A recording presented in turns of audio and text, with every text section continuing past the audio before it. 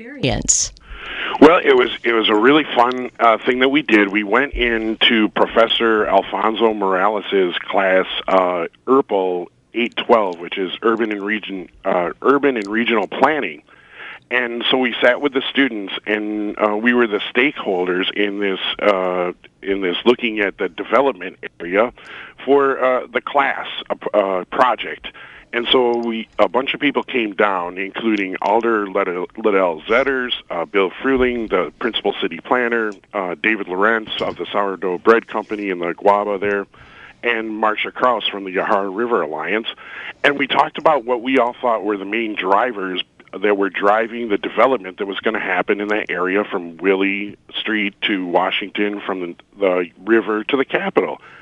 And then from those ideas that we all had about what drove that area, the students got together, and then they distilled it down into 4 distinct actual drivers that they thought would develop that area for the future.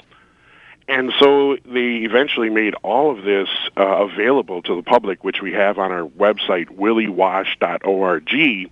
And you can look at how they develop 4 distinct scenarios, kind of visions of the future of what might happen in that area, depending on how we thought about the actual development, whether it was mixed use or single-use properties, or on the other hand, whether it was very auto-dependent, meaning, you drive your own car there, or multimodal, where it was very, alphabet soup of transportation there. And each story told about that area was very interesting, because some of them you were like, oh boy, I don't know if I like that. And then, the other ones you're like, yeah, that sounds like a great, thing. And then you realize, wow, it has a lot to do with really our basic ideas of how we think about it. And really to kind of, use this to catalyze conversations, identify goals, get people to take action, get really the people to think about this. Because when they look at it, they might, the people might look one way, and some people might say, whoa, I don't want that to happen. And, well, Rokker, what's it going to look like for the people at home? I mean, give us a vision of what it's going to look like.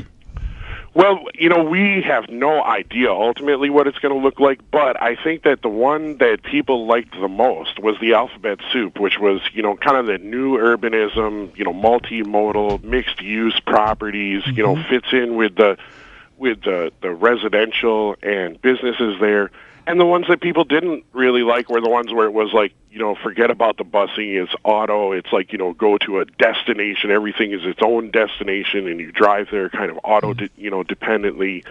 And that made, that actually looked a lot like the west side or the east side, where you have, the malls and these destination areas that you drive to, rather than something like, say, people think of other cities, like I know the Austin where it's always popped out, but somewhere where it's down there where, you're walking around, it's very, mixed use and stuff like that. Really quick, what is next? What happens next?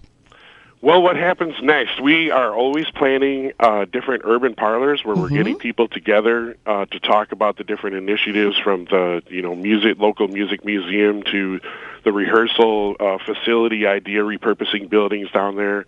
Always talking about the brownfields and the remediation of the soil down there, because that's key with the water and the DNR and the properties there for development. So, and just getting really the developers, the investors, the people, the government, and all the music community on the same page about trying to advocate for music to be included in the development in the Willy-Wash area. All right, Rokker, thanks, and good luck with the project. Yeah, and everything is at willywash.org. Thanks a lot. More news coming up. WIBA News Time 7:54.